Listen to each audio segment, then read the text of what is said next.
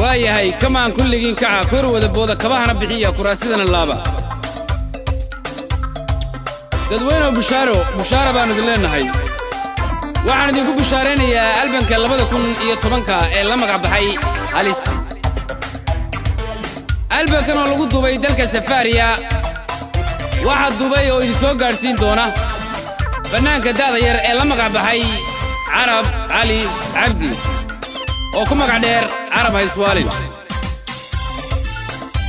albankan waxa soo qaban qaabiyay Cabdirasaaq Cabdi Madar oo loo yaqaan UN Abdullahi Saaqow oo loo yaqaan Beenta